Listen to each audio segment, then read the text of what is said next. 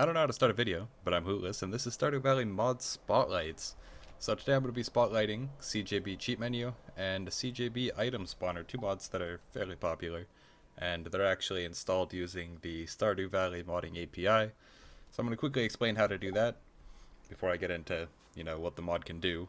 Mods, I suppose, can do.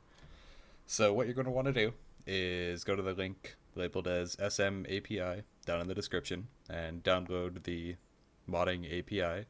Make sure you've run Stardew Valley at least one time and have it downloaded and everything, and don't have the modding API installed already.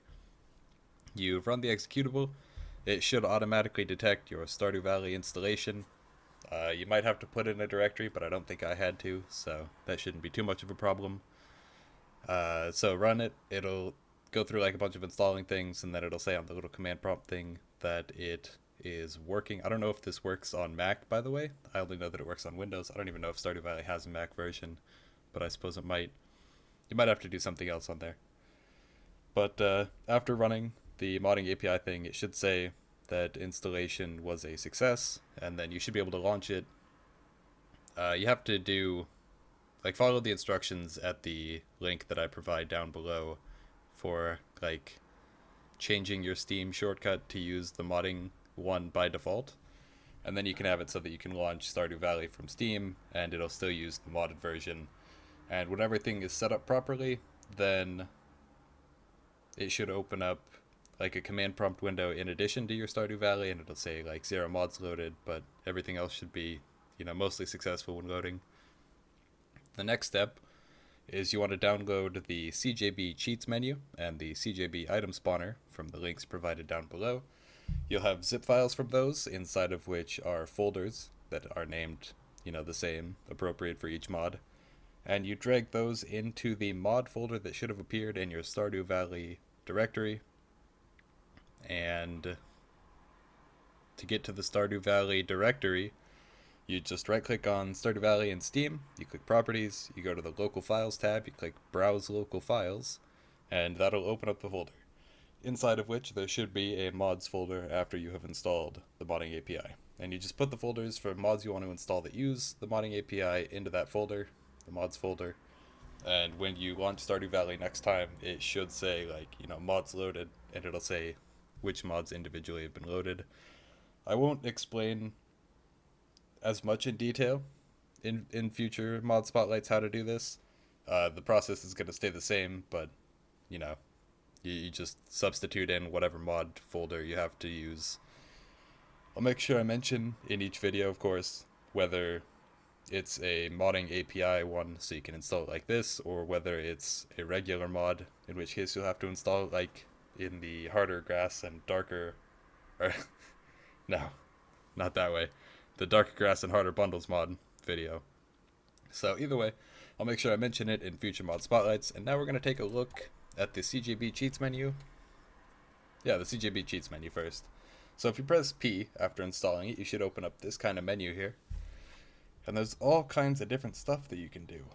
There's infinite stamina, infinite health, increased movement speed.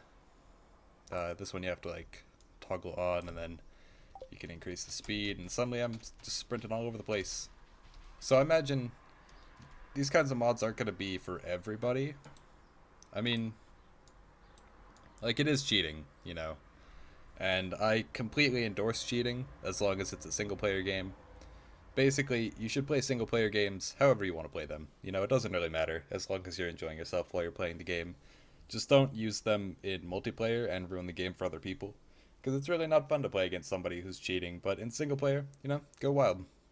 Do whatever would make you have the most fun in the single player game, and just enjoy yourself as much as you can. So there's all kinds of stuff.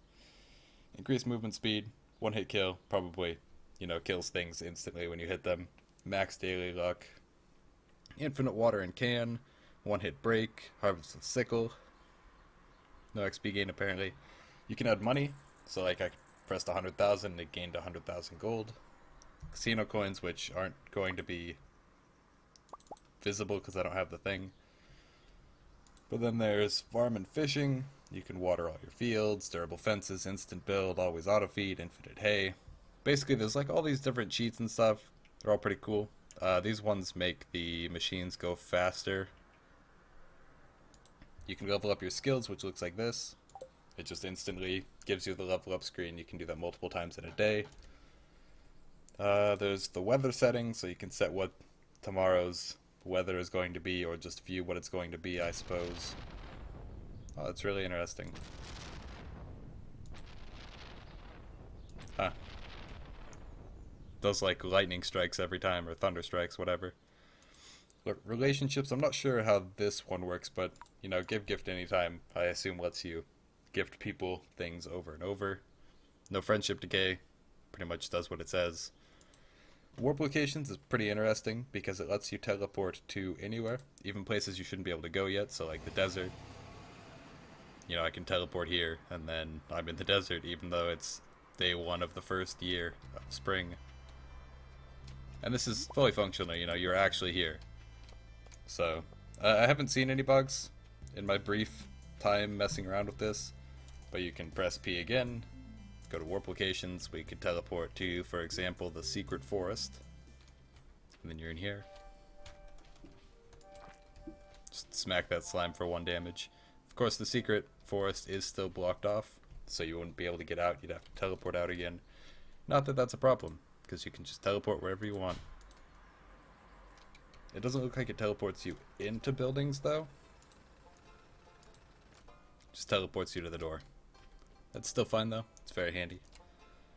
Next up, you can change time. You can set it so it freezes time inside, freezes caves, freezes everywhere. Or you can adjust the time. So you can see up in the top right, the clock is adjusting itself as I do this. You can set it back to 6 a.m., set it to 7 p.m., you know, whatever you want. I don't think you can do half-hour increments, but it's not like it really matters when you can control time. Controls are to adjust what the keys are.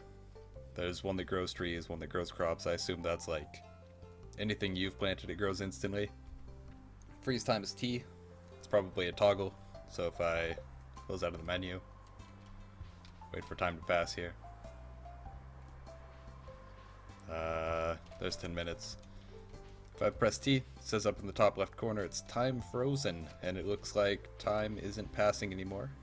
So that's, I can imagine that being pretty handy.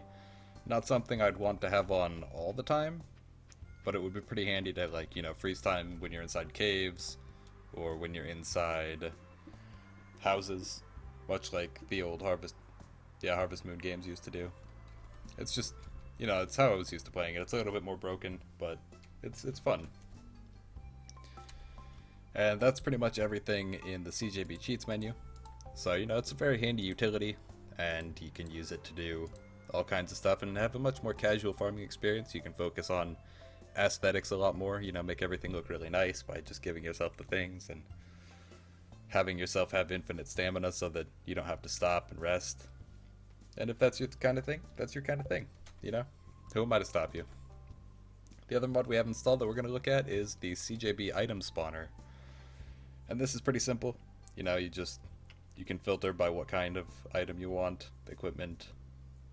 You just give yourself a glow ring. Resources, you could give yourself like 999 iridium bars. Right click to only give yourself 1. And it just puts it right in your inventory for you. It's pretty handy. This one's pretty simple, but, you know, it's still useful, I imagine, if this is the kind of thing that you'd want. And it's actually something I'm going to be using to spotlight further mods, most likely, because I can give myself the relevant items. And I'll probably keep the cheats menu installed as well, so that I can set up whatever general things I need to set up to showcase mods.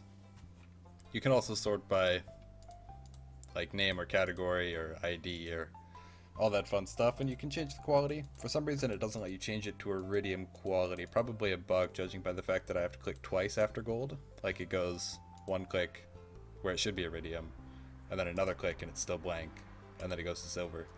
So that's probably a bug. I assume it'll get patched at some point. But for now, that's CJB item spawner and CJB cheats menu. They're both pretty cool. I'd recommend checking them out yourselves, and I did explain how to install the mods, so, you know, feel free to do that. Thank you so much for watching. Hopefully you guys enjoyed this video, and I'll see you guys all next time.